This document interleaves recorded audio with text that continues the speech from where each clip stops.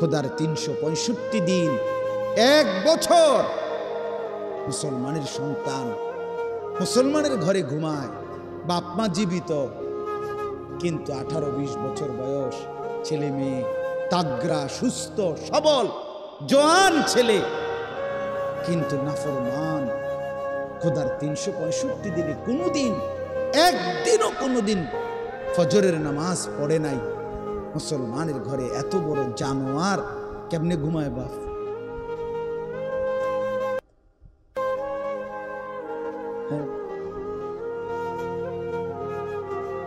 ও চাচা বলেন না, চাচা বলেন এই জীবনের সার্থকতা কি?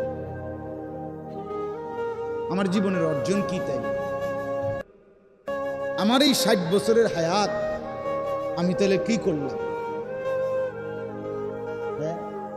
এই খাট পালন আর সোফা আর ফার্নিচার, ভাত মাছ আর এই চাল ডাল, ঘর বাড়ি আর দালান, এতটুকুই? এতটুকু তো আল্লাহ তাআলা কাফের করে দিছে। হিন্দুর ঘরেও আছে, বৌদ্ধের ঘরেও আছে, ইহুদি, খ্রিস্টান, নাস্তিক, মুরতাদ, বেঈমান, নাফরমান, জন্তু, জানোয়ার, গরু, ছাগল, কুকুর, বিড়াল, এরাও তো এই দুনিয়া ভোগ করছে। তা আপনিও দুনিয়া ভোগ করছেন। তো আপনারে আমারে মুসলমান বানাইয়া আলাদা বিশেষত্ব কি?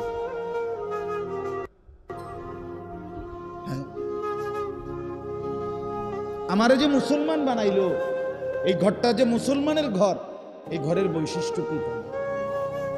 ভাত মাছ চাল ডাল, খাট পালন সোফা ফার্নিচার। তো নামাজ পড়বে কারা? কাদের জন্য ফরজ হয়েছিল নামাজ? রোজা রাখবে কারা? আল্লাহর কোরআন শিখবে কে তাইলে? কোরআনুল কারীম কার জন্য তাইলে? জিকির কে করবে? তাহাজ্জুদ কারা পড়বে? বলেন না বাপ। মুসলমানের ঘরে যদি খোদার 365 দিনে গোটা 1 বছরে যদি কোনোদিন ফজরের নামাজ ছেলেটা না পড়ে, মেয়েটা না পড়ে, স্ত্রী না পড়ে, আমি বুঝি না হুজুর, আমি বুঝি না। আমি বহুত চিন্তা করেছি যে কিটা এবার এই ফুলার বাপ এবার কি প্লাস্টিক না লোডা না বদনা, এবার আমি বুঝি না এটা কি মানুষ। হায় হায় হায়, এই মুসলমান কেমনে ঘুমায়, রাত কাটে কেমনে, হতে কেমনে, ঘুম যায় কেমনে, তার মা বাতরান দে কেমনে, আমি বুঝি না। আরে মহিলা, আরে বেটি, আরে চাচি, আপনার জীবনের কি কাল লাগে এই হাইওয়ানের জন্য ভাত রান্ধেন? এত বড় দুশ্মনের লাগা, ছি ছি ছি, এত বড় বেহায়ার জন্য ভাত, এত বড় জঙ্গলি অসভ্য। দেখি 1 দিন 2 দিন কোনদিনই নামাজ পড়বে না মুসলমানের বাচ্চা। এটা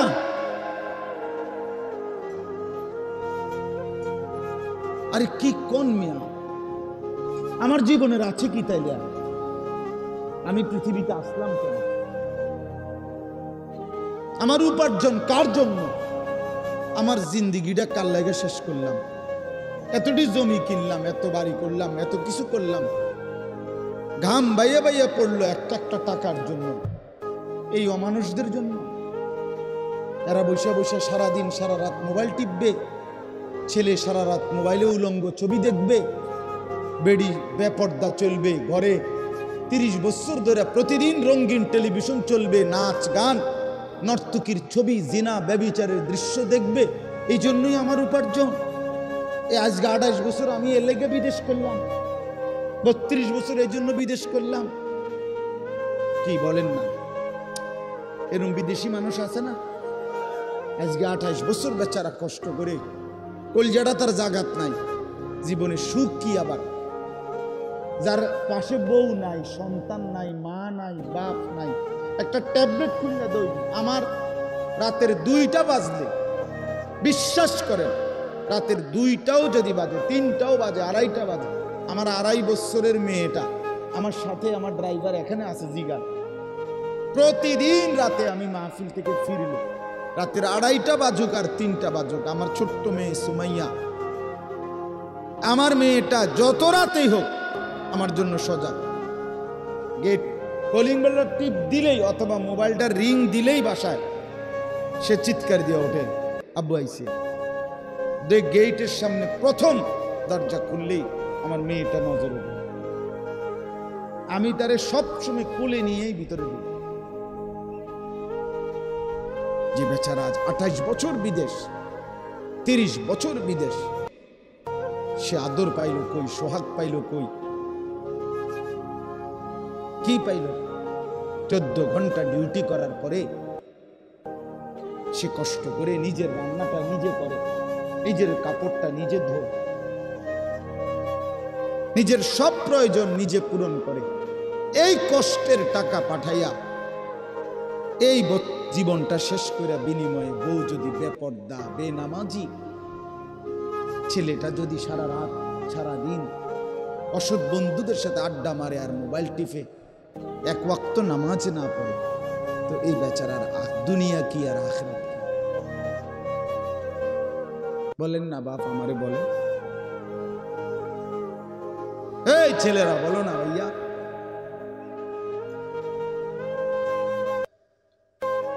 দুই বছর মায়ের পবিত্র দুধ খাইলা, এভাবে ভুললা গেলা?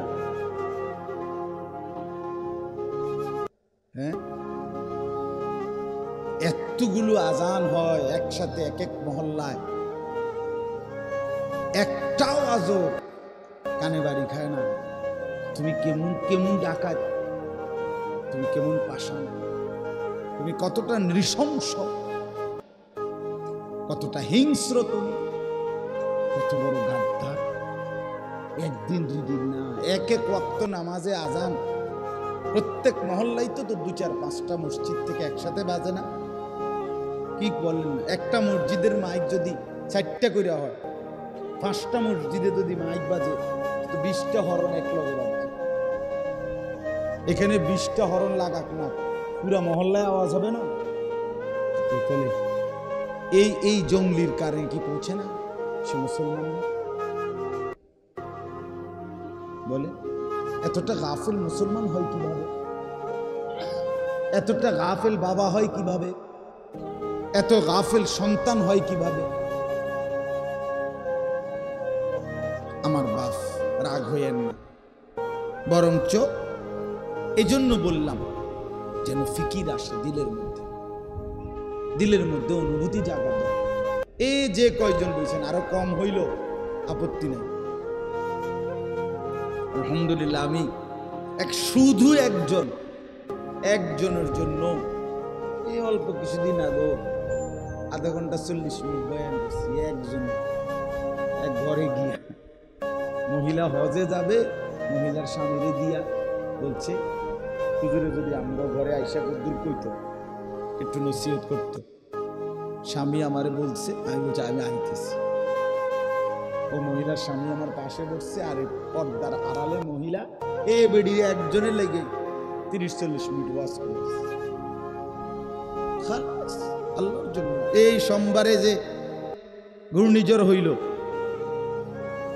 মেইন বৃষ্টিটা চশমে হয়েছে, পুরা বৃষ্টি হয়েছে কিনা সন্ধ্যায় কম, কারেন্ট ছিল না, বৃষ্টি হয়েছে, জেনারেটরও নাই। আমি আলহামদুলিল্লাহ এই সোমবারে, গত সোমবারে পূর্ণ বৃষ্টির সময় আল্লাহর দয়া 2টা মাহফিল 2খানে ছিল আমার, 2 মসজিদ, দোনো বয়ান আমি পূর্ণ করছি। আন্দারিরা বয়ান, হ্যাঁ বিশ্বাস করে। তারারে কইছি যে পরে একসময় আসবো, আপনারা চেহারা চাইলেন, ওর আগে হুইনালাম বাঁচতে চেহারা চাইতেন, ফেরবেন চেহারা দিয়ে ঘাস কাটবেন। এমনি বললাম আর কি, এটা আমেরে কারামতি কইতে আসছি না, মানে এমনি বুঝাইলাম আর কি, যে আল্লাহর কথা বল, বলতে থাকে 1 মিনিট 100 মিনিট, একজন 10 জন, কবি ইধার কবি উধার, কখনো এদিকে কখনো সেদিকে বলতে হবে। এই নওজোয়ানদেরকে ফেরাইবার চেষ্টা করতে হবে চাচারা, আগামী প্রজন্ম কঠিন মুসিবতের মুখোমুখি হবে। ছেলেরা মনে রাখো ভাইয়া, ফিলিস্তিন আজীবন নির্যাতিত হবে, আর তুমি কোনোদিন নির্যাতিত হবে না। কে দিল এই নিশ্চয়তা? ভাইয়া বলো, রোহিঙ্গা মুসলমান আজীবন মার খাবে, তুমি কোনোদিন মার খাইবা না। কে দিল ভাইয়া এই নিরাপত্তা? কাশ্মীরের মুসলমান আজীবন নির্যাতিত হবে, আমরা কোনোদিন নির্যাতিত হব না। কে দিল এই নিশ্চয়তা আমাদেরকে? কি কারণে? আমরা সেই নিরাপত্তা কোত্থেকে পেলাম? আরে মুরব্বীরা হয়তো চলে যাবে, তো নওজোয়ান তুমি তো আল্লাহ হায়াত দিলে, হতে পারে আরো 50 বছর থাকবা, আরো 40 বছর থাকবা। 50 বছর মাত্র বাংলাদেশের এই 50-52 বছরে কত কিছু আমরা দেখলাম, পৃথিবীর কত কিছু দেখতেছি। আগামী 50 বছর পর্যন্ত পৃথিবীর অবস্থার আর পরিবর্তন হবে না? সময়ের পরিবর্তন আর হবে না? তো এরপরে বলেন, দয়া করে ভাবতে শেখে, দয়া করে প্রত্যেকেই গাফেল হবেন না। একটু কষ্ট করে দুনিয়া চলুক ভাইয়া, ভাত মাছ চাল ডাল, আয় রোজগার, বাজার ব্যবসা, দেশ বিদেশ, লেনদেন উপার্জন সবই চলুক, কোনো মানা নাই, কিন্তু আল্লাহকে সাথে নিয়ে। কাকে সাথে নিয়ে? নামাজ পড়েন, শরীর পবিত্র রাখেন। আল্লাহর দয়া না হইলে কারো কোনো ক্ষমতা দিয়ে হয় না। মালয়েশিয়াগামী যাত্রীরা আটকিয়ে গেছে, শুনছেন না? শুনছেন না? তোলপাড় চলতেছে যে দেশে মালয়েশিয়ার হাজার হাজার যাত্রী আটকায় গেছে, প্রায় 30,000-এর উপর। কি ভাইয়া, পৃথিবী এক মিনিটে পৃথিবীতে লন্ড এলোমেলো হয়ে যেত, হাসি কান্নায় পরিণত হতে 1 মিনিটও লাগবে। অনেক স্বপ্ন বেদনায় মিশে যাইতে বেশিক্ষণ লাগবে। এই ঘূর্ণিঝড়ের একদিনে যে অঞ্চলগুলো প্লাবিত হয়েছে, যে ঘরগুলোর উপরে পুরা ডুবে গেছে, সে ঘরের ফার্নিচারগুলো ডুবে নাই, সে ঘরের আসবাবপত্রগুলো ডুবে নাই, সে ঘরের কোলের বাচ্চাটা কিভাবে আছে, সে ঘরে যেই লোকটা পঙ্গু, প্যারালাইজড, অক্ষম, অচল, ওই মানুষটা কেমনে জায়গা লাগছে, যে মহিলাটা গর্ভবতী, বাচ্চা প্রসব হওয়ার কাছাকাছি হয়তো, সেই বোন কি পরিমাণ পেরেশানিতে পড়ছে বলে। কেন আমরা আল্লাহকে ডাকবো না? কেন নামাজ পড়বো না ভাইয়া? আমাদের বেঁচে থাকা, আমাদের সুস্থ থাকা, স্বাভাবিক থাকা 1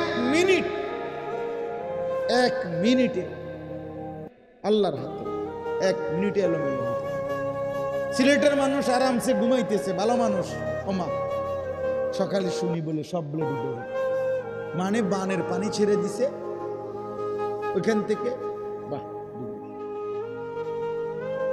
ডুবে গেছে।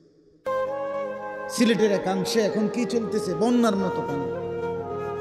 এখন এই গরমের মধ্যে বন্যার কি কারণ?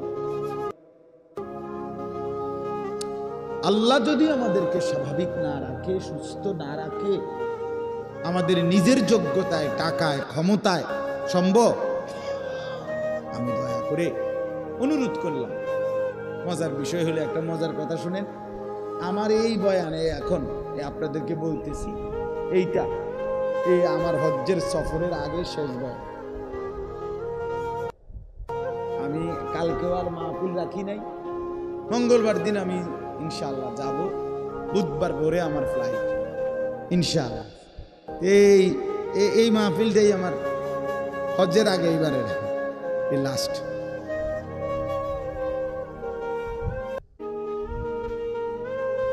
সোমবার দিন রাখছি প্রস্তুতির জন্য, কিচ্ছু গুছাই নাই। আমি আছি আমার জায়গা ব্যাগ আছে, ব্যাগের জায়গা এমনি এমনি। এই জন্য বললাম, আমি আপনাদের কাছে অনুরোধ করলাম, যুবক ভাই তোমাদের কাছেও বললাম, মূল কথা ছিল আলেম ওলামা অনেকে হতো না, কষ্ট নিতে পারেন যে সামনাসামনি না বললেও হইতো, যাই হোক বলে এসেছি, মাফ করুন। কিন্তু উদ্দেশ্য ছিল এইটা, পাঞ্জাবিওয়ালা পাঞ্জাবি ছাড়া, টুপিওয়ালা টুপি ছাড়া সবাই, আমিও আপনিও চলেন আর একটু সচেতন হই, একটু ফিকিরওয়ালা হই, একটু মেহনত করি। আল্লামা নূর হুসাইন কাসেমি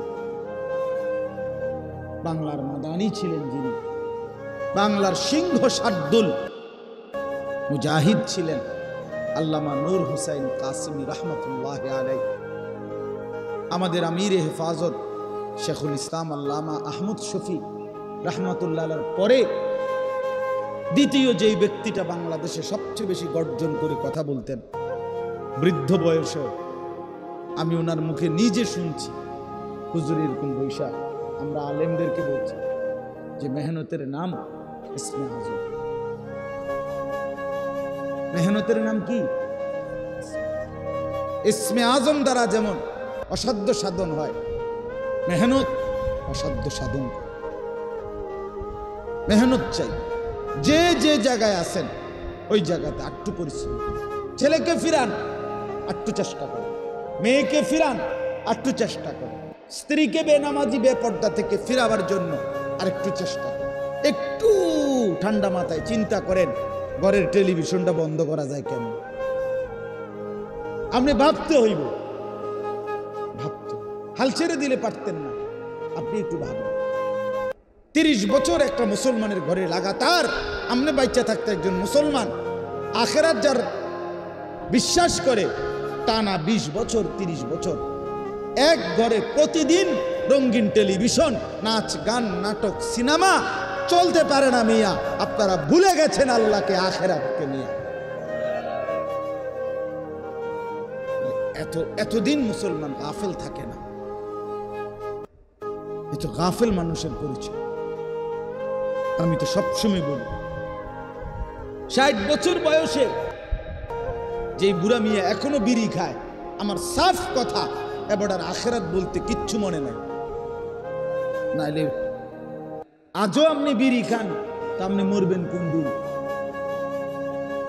আজও এখনো আপনি চা দোকানে বসে রঙিন টেলিভিশন দেখেন, চাচা আপনার লজ্জা শরম হইব কোন দিন? আপনি অনুবেডির নাচ দেখেন, এখনো নাটক সিনেমা দেখেন, শরম হবে কোন দিন? অতএব দয়া করে ভাবতে শেখেন, বুঝতে শেখেন।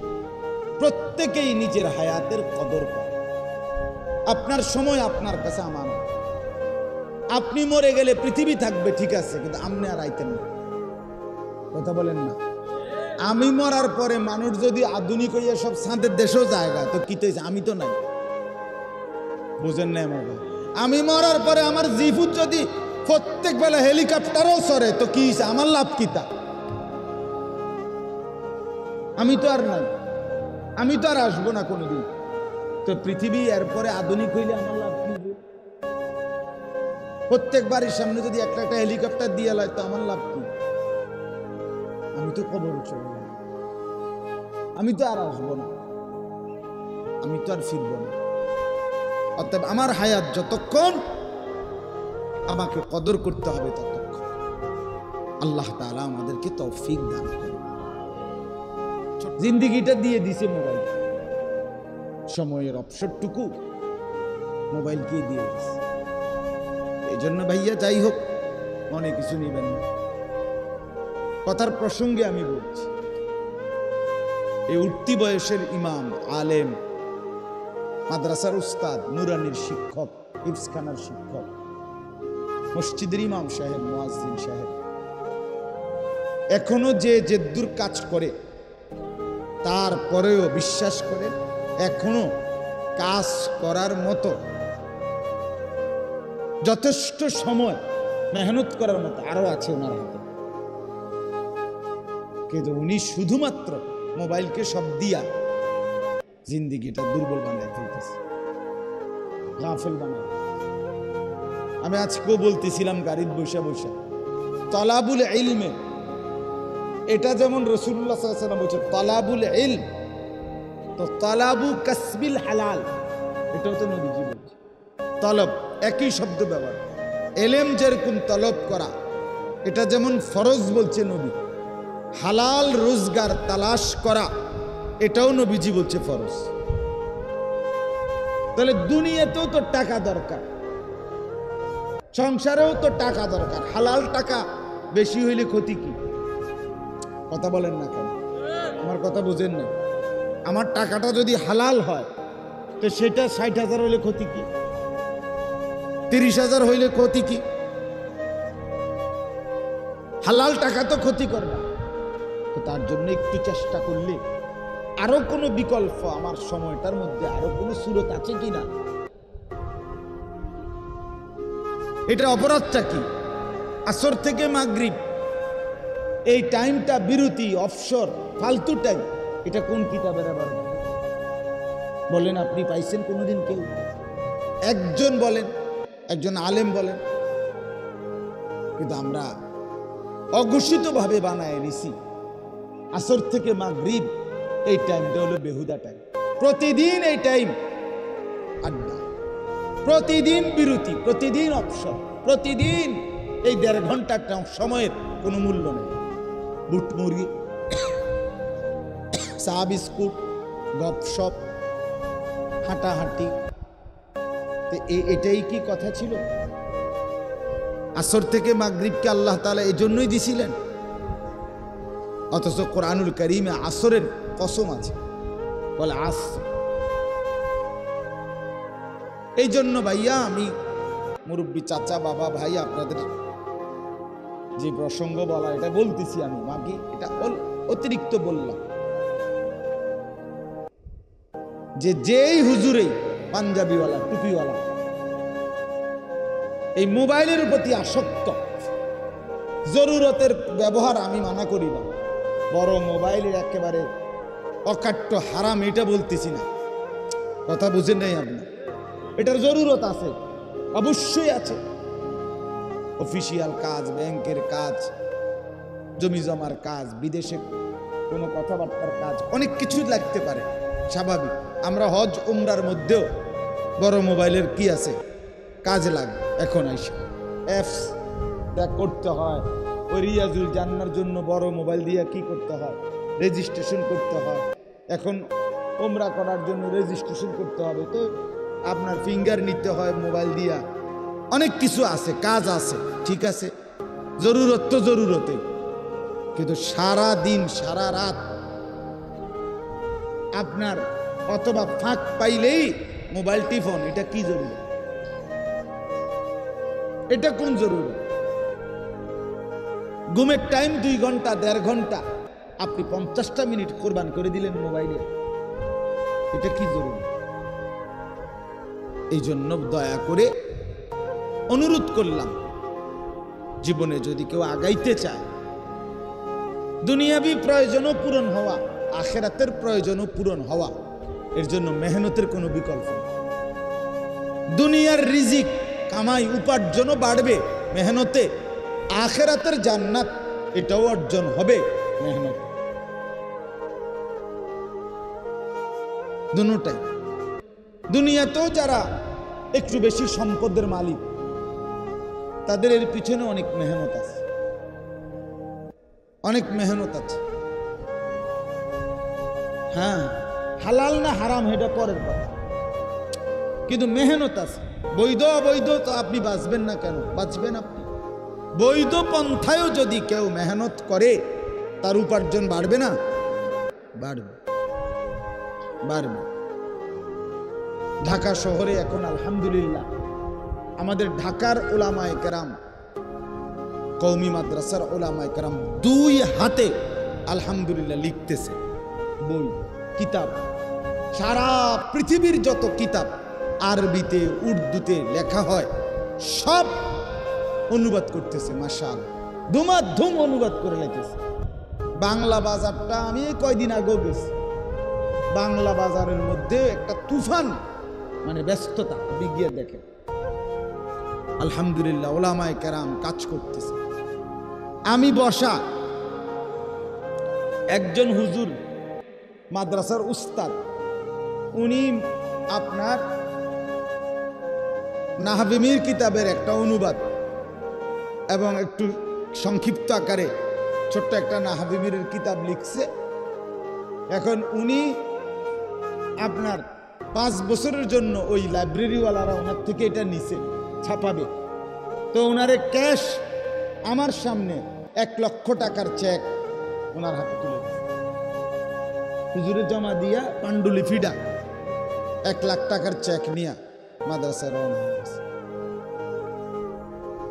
তো উনি লাইব্রেরিওয়ালা আমারে বলতেছে, হুজুর এই হুজুরের 10টা বই আমরা ছাপাইছি, এবার আপনি বলেন তো 5 বছরের জন্য পরে আবার ডিড করতে হইব, মানে 5 বছরের ভিতরে একটা চুক্তি, আবার 5 বছর পরে যদি বইটা আবার ছাপাইতে হয় এই লেখকের থেকে আবার কি করতে হবে, টাকা দিয়া ডিড করতে হবে। তাইলে আমার প্রশ্ন হইল, মেহনত করিলে বিভিন্ন লাইনে সম্ভব, আরো বহু খাত আছে, বহু খাত। ইমাম সাহেব বেচারা ওই যে 5 ওয়াক্ত নামাজ এটুকু ডিউটির পরে আরো কি সময় তার হাতে নাই, তার একটু ফিকির করেন। মুয়াজ্জিন সাহেব একটু ফিকির করেন, আরো কিছু করা যায় কিনা দ্বীনের কাজ, নিজের ফিকির তাও না জায়েজ না হালাল হইলে, আখিরাতের ফিকির তাও সওয়াব। কিন্তু বেহুদা মোবাইল টিফোন, বেহুদা গপ মারন, বুটমুড়ি বানাইতে আছে 1 ঘন্টা লাগাইয়া, এবার বইয়ে রয়েছে, যা কিসে বসে রয়েছেন কেন, বুট বানা, এটা কি তা, এটা কি, চা বানাইতে আছে, বিস্কুট বানাইতে আছে, খাইতে আছে, গপ মারতে আছে, আরো মানুষ টোয়াইতে আছে, যে আর কেউ আছে উনি গপ মারেন না, উপযুক্ত সঙ্গী, এটা কি? আল্লাহ আমাদেরকে মাফ করে দেন। এজন্য দয়া করে মনে কিছু নিয়েন না, এমনিতেই বললাম, মন চাইলো, মনে উঠলো দেখি মৌলানা ইউসুফ বিন ইকবালের কথা বলতে গিয়ে বলছি। ফিকিরমান সাথী, অল্প বয়সী, আলহামদুলিল্লাহ যথেষ্ট কিতাব মুতালা করে, দিন রাত পড়ছে, বলতেছে। এবারও রমজান আমাদের সাথে এতেকাফ করছে একসাথে। তো যার কারণে তার সে যে মেহনত করছে তার বলার পরে বোঝা যায় যে পড়াশোনা আছে, ঠিক কিনা বলেন না? তাহলে এইটা তো একটা উপলব্ধি, তো আপনার তাবিজ না যে হেরে মোস্তাকুর নবী সাহেব হুজুর একটা তাবিজ দিয়ে দিছে, তাবিজ দেওয়ার পর থেকে গুলি তুইটে দেখে জোনায়েদ বাগদাদি, দেখবে যে আব্দুল কাদের জিলানী, এরকম। এটা কি তাবিজ? আল্লাহ আমাদেরকে মেহনত করার যোগ্যতা দান করে। আপনাদেরকেও বলি নওজোয়ান ভাই, এবার বাকিদেরকেও বললাম, স্কুল কলেজ পড়ুয়া দোস্ত আমার, তোমাদের জন্য এটা কথা ভাইয়া, মেহনত ছাড়া এই গাফিল মানুষ দুনিয়াতেও তারাক্কি হয় না, আখিরাতেও তারাক্কি হয়। গাফিল অত্যন্ত অপছন্দনীয়। কোরআনুল কারীমের মধ্যে আল্লাহ তাআলা বলছেন, যত মানুষ জাহান্নামী, সমস্ত জাহান্নামীর একটা পরিচয় আল্লাহ বলছে, সবার একসাথে কোরআন শরীফে আছে, সমস্ত জাহান্নামীর একটি সম্মিলিত পরিচয় হলো উলাইকা হুমুল গাফিলুন। কোরআনের আয়াত, ওয়ালাকাদ যারানা লিজাহান্নামা কাসীরাম মিনাল জিন্নি ওয়াল ইনস। আল্লাহ বলেন, অসংখ্য জিন আর মানুষ দিয়ে আমি জাহান্নাম পূর্ণ করব। এই আয়াত লম্বা, সব শেষে আল্লাহ বলেন, যত লোককে দিয়ে আমি জাহান্নাম পূর্ণ করব, সবার একসাথে পরিচয় হলো উলাইকা হুমুল গাফিলুন। কেন জাহান্নামী হলো? মূলত এরা সকলেই ছিল গাফেল। কি ছিল বাপ? গাফেল। গাফেল, সমস্ত গাফেলের শেষ গন্তব্য জাহান্নাম। কোথায়? আল্লাহ কোরআনে বলেন ওয়ালা তুতি মান আগফালনা কলবাহু আন যিকরিনা। আল্লাহ বলে বন্ধু যাদের অন্তর আমি আল্লাহর স্মরণ থেকে গাফেল, আপনি তাদের সঙ্গী হবেন না। এমন ফালতু লোকের সাথে বসবেন না, এমন বাজে মানুষের সাথে বসবেন না। এটা বাজে মানুষ 3 ঘন্টা লাগাইয়া বইবে বিড়িয়ে ব্যাক করবে, এতক্ষণ বিড়ি খায় জিমায় বইয়া বইয়া কুমার গপ মারে। আল্লাহ নাই, খোদা নাই, আখিরাত নাই, পরকাল নাই, জবানে কোনো মালিকের নাম নাই। এটা কি ধরনের মানুষ বলেন না কেন? যেন আল্লাহ বলেন ওয়ালা তুতি মান আগফালনা গাফিল, যার অন্তর আল্লাহর স্মরণ থেকে গাফেল তাকে অনুসরণ করবেন না, তার সাথে বসবেন না।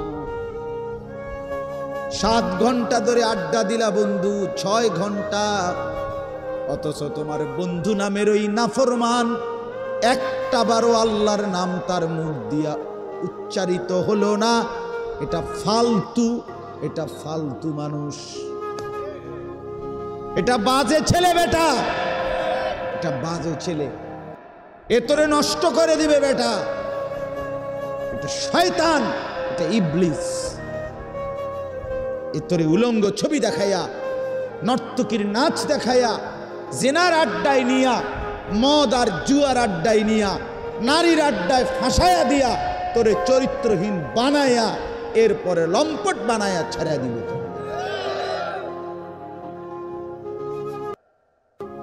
হ্যাঁ, আল্লাহ বলছে যার অন্তর গাফেল আল্লাহর স্মরণ থেকে, তার দ্বিতীয় পরিণতি হলো সে সব কিছুতে মনের চাহিদার, নফসের চাহিদার অনুসরণ করে। আল্লাহ রসুলের হুকুমের কোনো পরোয়া নাই, সব কিছু করে তার মনে যা চায়, মনে যা চায়। এই জন্য গাফেল না হও। কি না হওয়া বাপ? আমিও না, আপনিও বলেন ইনশাআল্লাহ। আল্লাহ তাআলা কুরআনুল কারীমে বলছে ওয়াযকুর রাব্বাকা ফী নাফসিক তাদাররুআন ওয়া খীফা ওয়া দুনাল জাহরি মিনাল কওল বিল গুদুবি ওয়াল আসাল। আল্লাহ নবীকে বলে বন্ধু আমার, আপনি আমি আল্লাহর জিকির করেন। কিভাবে? মনে মনে। আর কিভাবে? তাদাররুআন, একেবারে বিনয়ের সাথে, খীফাতান, নিঃশব্দে, আওয়াজ ছাড়া জবানে। আর কিভাবে? অদুনাল জাহরি মিনাল কওল, হালকা আওয়াজে। 1 নাম্বার জিকির করবেন দিলে দিলে, 2 নাম্বারে জিকির করবেন জবানে, তবে শব্দ হবে না। 3 নাম্বারে জিকির করবেন জবানে, তবে হালকা শব্দে। আল্লাহ বলেন এই 3 ভাবে জিকির করেন। বিল গুদুওয়ি ওয়াল আসাল, সকালে ও সন্ধ্যায়। এরপরে আল্লাহ বলেন ওয়ালা তাকুম মিনাল গাফিলিন। বললাম বন্ধু, কোন অবস্থাতেই আপনি গাফেলদের অন্তর্ভুক্ত হবেন না। গাফেল হইয়েন না। কি হইয়েন না? ওয়ালা তাকুম মিনাল গাফিলিন, নবীজিকে বলছেন গাফেল হইয়েন না। ভাল লাগলে হালকা আওয়াজে পড়েন, ক্লান্তি লাগলে আওয়াজ ছাড়া পড়েন, আরো কষ্ট লাগলে দিলে দিলে পড়েন, কিন্তু আমি মালিকরে চাইরেন না, আমারে চাইরেন। ওয়াযকুর ইসমা রাব্বিকা ওয়া তাবাত্তাল ইলাইহি তাবতীলা। আল্লাহ নবীকে বলছে বন্ধু, আপনি আমি মাওলার রবের নাম, আমার নামের জিকির করেন, আর দিলটা সারাক্ষণ আমি আল্লাহর দিকে ফিরায়া রাখেন। তাবাত্তুল। ইন্না লাকা ফিন নাহারি সাবহান তাবিলা। আল্লাহ বলে বন্ধু জানি আমি সারাদিন আপনি ব্যস্ত থাকেন, যত ব্যস্তই থাকেন তবুও আমার জিকির সঙ্গে রাখেন। ওয়াযকুর ইসমা রাব্বিক, আমারে ছাইরেন না, আমারে ভুইলেন না। কোন ব্যস্ততাই জামাত যেন না ছুটে, কোন ব্যস্ততাই যেন ফরজ নামাজ ছুটে না যায়, আমি আল্লাহর জিকির যেন ছুটে না যায়। আল্লাহ বলছেন জিকির চালু রাখ। ফাইদা কুদিয়াতিস সালাতু ফান্তাশিরু ফিল আরদ ওয়াবতাগু মিন ফাদলিল্লাহ ওয়াযকুরুল্লাহা কাসীরা। এটা আল্লাহ বলছেন, বান্দা নামাজ শেষ হলে জমিনে ছড়িয়ে পড়ো, যার যার রিজিকের তালাশে কর্মস্থলে যাও, যার অটো অটোতে যাও, যার সিএনজি সিএনজিতে যাও, যার গাড়ি গাড়িতে যাও, যার দোকান দোকানে যাও, যার চাকরি চাকরিতে যাও, যার ব্যবসা ব্যবসায় যাও, যার খেতে খেতে যাও, যার চুলা তার রান্না বান্নাতে যাও। আমার বান্দা বান্দি যেখানেই যাও যাও, রিজিক তালাশ করো, তবে ওয়াযকুরুল্লাহা কাসীরান, আমি আল্লাহর স্মরণ কইরো বেশি বেশি, আমারে সঙ্গে রাখো, লাআল্লাকুম তুফলিহুন, তাহলে দুনিয়াও সফল হবে, আখিরাতও সফল হবে, আখিরাতও সফল। আরো ভালো করে উড়ান ভাই, দাঁড়াইয়া উড়ান, সবাই দেখুক। আপনি যে মোবাইল ঘুরাইতেন পারেন, এটা দেখুক সবাই। কারণ খুশিতে হাসতেছে, বলো একটা ভালো কথা বলছি, দোয়া করছি যে বুঝছে।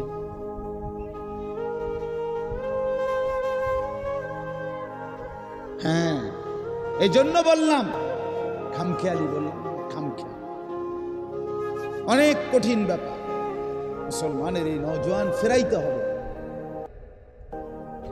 কঠিন ব্যাপার। এই আমি এখন এদিক দিয়ে আসছি, একসাথে এই আধা কিলোর ভিতরে দেখে আসছি, একসাথে 5 জন 7 জন 8 জনও ছেলে পেলে, প্রত্যেকের হাতে একটা একটা মোবাইল, একসাথে বৈশা মোবাইল টিপতেছে, 2 আঙ্গুল।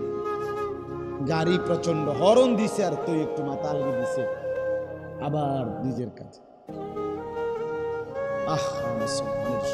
বাবা কোথায়, মা কোথায়, ঘুমাবে কোন রাত্রে, হ্যাঁ, কোনো দিন ফজর পড়বে কিনা কেউ জানে না। বাবাও হাল ছেড়ে দিছে, সন্তানও হাল ছেড়ে দিছে।